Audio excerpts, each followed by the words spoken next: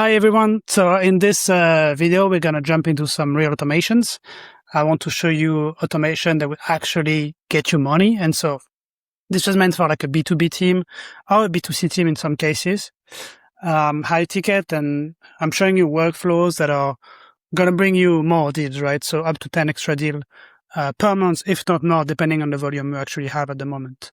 So for the prerequisites, you need ideally the sales hub or more enterprise. And if you get the full suite, the growth suite is even better. You need to have a clean CRM with good lifecycle stage. You need to make sure your sales reps are actually logging everything inside the CRM. And yeah, you need to have good data hygiene into place. Otherwise, nothing works, right? The CRM is kind of like this machine, and the input is the correct data. And the output is what we're going to get, more meetings, right? So you want it to be set up correctly before doing everything, which should be available on its own, but let's jump into it. So I'm going to view 5 automations and show you basically how we can get more deals for your team. And it's things you can just take and start to implement for yourself and see the result starting today. Some are quicker to put into place, some are longer, but in any case, they work, right? First automation, the first workflow is the speed to lead. So it's a big issue in most cases, especially even more in B2C because of the after hours request. Like 40% of the requests in B2C come on the weekend or late in the evening. But it's important in B2B as well. You want to be able to reply as quickly as possible. It's one of the most low hanging fruit to get more meetings, because a lot of buyers, they would open five tabs, contact a bunch of providers, and in 70% of the cases, they would buy from the one that replied first. And a lot of people, they put marketing automation into place. They would send a message, but they still look very market email. You want to look like a sales rep send a message, right? And so what you want to do is, first of all, to track correctly, you want to put initial report into place to see what's your conversion rate from hand raisers to meeting. So you really want to look at the hand raisers, not necessarily people who fill in a form to get a PDF or a lead magnet, but people who fill in a form to talk to sales. So either to get a demo, to talk to sales. These are the leads we're working on, right? So you want to report on the numbers. And so the first thing, the lead putting a request on your form, and the first agent we're building in HubSpot is a triage agent. So you want an agent that will take the request, especially if there's a message part, and triage them. So there is a spam, custom reply. So that means something you cannot reply with AI, especially if they're asking for a discount, if they're asking a legal question. You want the agent to triage it and make sure that it's replied by a human, even if it's late. You don't want to make a mistake when someone coming asking for 80% discount and the agent's like, sure. And then you have to provide it by law. So spam, custom request, AI reply, and template reply. So template reply will be people who just don't put any messages like, give me more information or want to know more. And the AI reply, the one we're going to tackle, or the one that would be like describing the project to you, and you want the agent to categorize it and send it. So we have this triage in 4 categories. Again, the template, you just shoot the template directly. The spam, you disregard. The custom reply, you send to sell to reply quickly. And that's it. Then you do the rotation, your classic rotation, depending on your parameters. So if it's per territory, per vertical, etc., you rotate to the salesperson. And then there's a second agent for the AI reply. You're going to craft the AI reply, and that's going to send a message within 5 minutes. Now, if the sales is present, the best thing is to call, right? If you have a request and there's a salesperson available, just call. Even if you have an SDR that just employed to do this and call every one request, that would be the best solution. The second best solution is to use an AI agent to send a custom message. And so you want to be very careful with AI because it can easily look like AI slop. You want it to be very casual. It's better to be too casual than too professional because at least it looks human. And something for short, like, for example, I work with a company that sells vans. And so the agent would be like, hey, I saw your project about traveling to South America. Sounds very cool. When I give you a call to discuss what van is best for you. Something like that, right? Really like very limited, like 50 words, very casual. You can send an email if it's B2B. It's even better, even in B2B, if they give you a number to send the SMS, because the open rate is like 98% of SMS, right? So this easily, and it depends on your volume, you have to multiply by the amount of volume you get, but it can easily give you 2 to 4 meetings extra, even more, depending on, again, on the amount of inbound requests you get. You have to make your own math. But I had a case with like a real estate company, and they went from 10% conversion to 40% conversion. Now we filter out some spam, but they basically doubled the amount of opportunities and meetings they get every month just from this workflow alone. So that would be the first one to implement. The second one is no-show recovery. Very simple, but I don't know why most people don't do it. So again, when you log your meeting, let's say you have a meeting schedule, you put it in no-show. It's also a big time saver because the sales team does it on their own, but they waste a lot of time, right? So you want to call it 2 to 3 times. They haven't showed up after 10 minutes, and you put in no-show, and you're automatically going to trigger a sequence from the salesperson to be like, again, something casual, not pushy, but hey, we miss each other. Here's my calendar, book again. And then you can do 2 to 3 follow-ups. And it's an extra meeting that you recover every month easily. So you can easily take your no-show rate from 20% to 10% because half of it is going to be recovered. And you save a lot of time to the sales team. The close loss for engagement playbook. Now, again, people do it to a degree, but they do it badly. Especially if you have a lot of history, if you have years of history inside the CRM, you have all this close lost.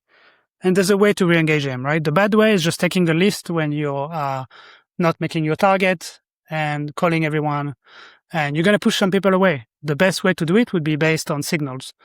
So you have this list of close lost. You connect the signals to it. There can be different type of signals. So they can be company signals. So you see that the company is expanding, they hire a new VP of something, things like that, right? There would be external signal. You can have product signals. If you have a free trial, they were lost on a paid version, but they have free trial, and you see the increasement of engagement. They engage with your solution again, your software. And the last signal is simply that they revisit your website, and that's the best type of signal. And same thing, we build a custom agent inside HubSpot. The best agent in HubSpot are the custom agents. It's not all the one provided by HubSpot. It's the custom one that you send. You can even connect it to Cloud to have a better output. And then you send a sequence. Now, to automatically send a sequence, keep in mind you need Sales Enterprise. But otherwise, you can do a task or send an SMS or something like this. And something, this can easily bring your close loss to close one from like 1 to 2% to 5 to 7%. So that's a lot of extra meetings every month. Work4 is for expansion. Again, very useful for more in B2B, but for like service companies and SaaS companies. So in the case of a software, like I said, it's very present in the SaaS business. You want at some point, I know it's a big project, but you connect your own SaaS data, your own SaaS usage to your HubSpot, to your CRM, to see when they increase. And something as the close loss, we're going to connect different signals. You can do it directly with HubSpot, but it's even better when you connect it with Clay or Flocker because you have more enrichment. And there's many ways to do it. The one I cover here, which is a big automation in its own, is the champion job change. So if you have someone that you sold before that's a decision maker, or even someone that's a good user of the product that can influence the decision maker, you track that they change jobs. And so now it's kind of like a virus. You have a door inside a new company, a new business. And we track it and we're like, oh, they changed job, you receive an alert. It's best for the salesperson to do it themselves unless you have very high volume.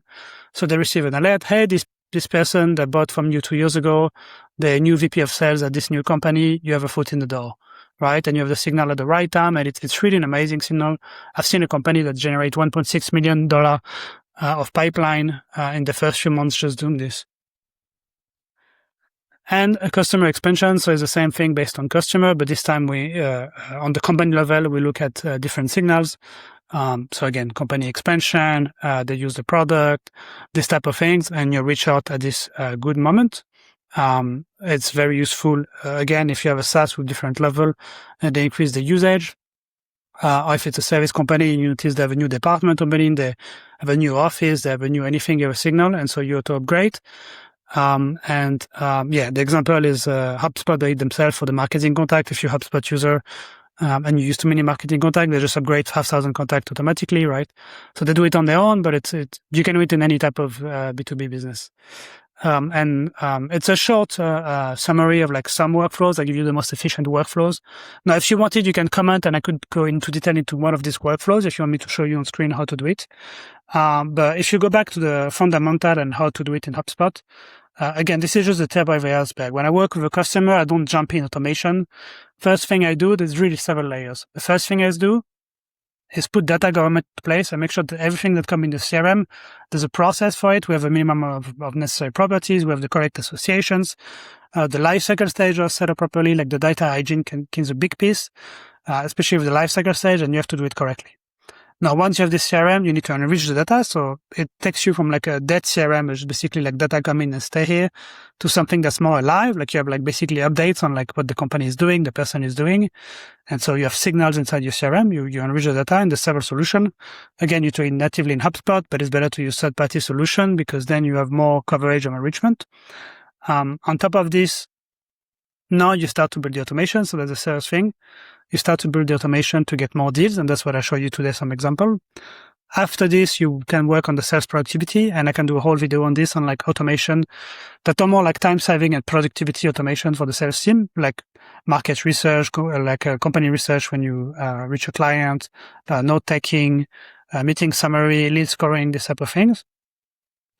And then on top of all of this, you can put in the process AI agent to 10x your result. And I guess in this day and age, people do it the other way around. They just barely have a CRM working, but they just directly want to implement AI.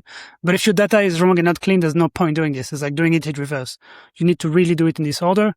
And I do it for all my customers. I have more than 40 ways besides this for to bring more revenue to my customer with a good HubSpot implementation.